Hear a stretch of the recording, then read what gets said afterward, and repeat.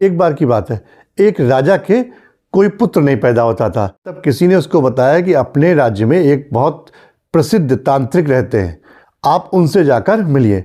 राजा जब उन तांत्रिक से जाकर मिला तो तांत्रिक ने उनको सलाह दी, तुम अपने ही राज्य के किसी छोटे लड़के की बलि चढ़ा दो तो तुम्हें पुत्र प्राप्त हो जाएगा। राजा ने जब यह सुना तो अपने राज्य में ये घोषणा करवा दी कि जो भी आदमी अपने छोटे पुत्र को हमको देगा बलि के लिए, उसे मुंह मांगा इनाम दिया जाएगा। राजा की ये घोषणा सुनकर उस राज्य में एक आदमी जिसके 8 लड़के थे, उसने अपने छोटे लड़के को राजा को सौंप दिया कि ये लड़का हमारा, आप ले जाओ, उसकी बलि चढ़ा दो। जब बलि के लिए लड़के को तैयार किया जा रहा था तो राजा ने उससे पूछा, बेटा तुम्हारी कोई अंतिम इच्छा हो तो हमें बता दो।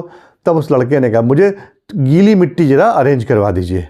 और उस मिट्टी से उसने छोटे छोटे 4 घर बनाए और 3 घरों को उसने अपने पैरों से गिरा दिया और चौथे घर के सामने हाथ जोड़ के खड़ा हो गया। राजा को बड़ा आश्चर्य हुआ, उसे लगा लगता ही लड़का कोई तंत्र विद्या तो नहीं जानता कि मेरा पूरा राज्य ही नष्ट हो जाए। तो उसने पूछा उस लड़के से, ये बताओ ये तुमने क्या करा? ये जो पहला घर है ये मेरे माँ बाप का है, जिन्होंने पैसे के लिए मुझे आपके पास बलि के लिए भेज दिया, इसलिए मैंने इसको गिरा दिया। और जो ये दूसरा घर है ये मेरे रिश्तेदारों का है, जिन्होंने मेरे माँ बाप को इस काम के लिए मना नहीं करा।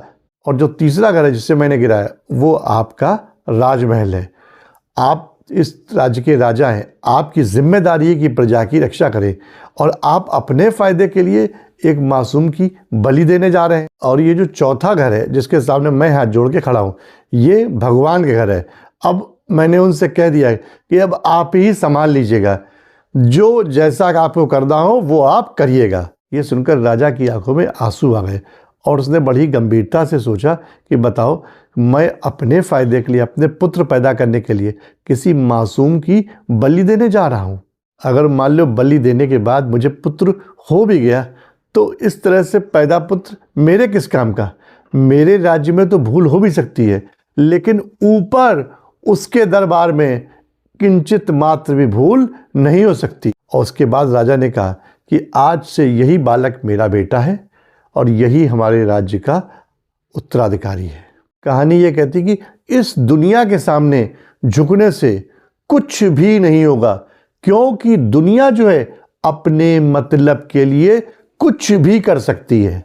अगर झुकना ही है तो उस भगवान के सामने, ऊपर वाले के सामने झुको कि जिसके सामने झुकने से तुम्हारे सारे बिगड़े काम बन जाएंगे।